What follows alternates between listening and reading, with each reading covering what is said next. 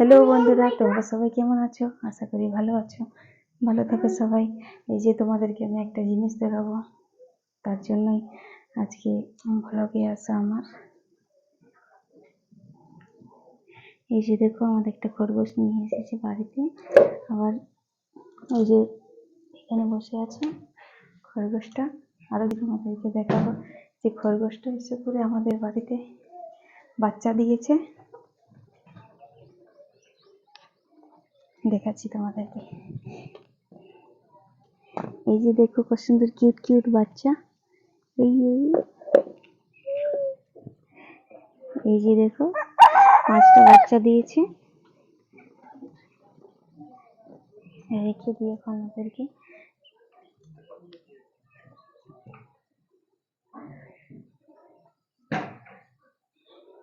তো টাটা, এখন আমি রাখি।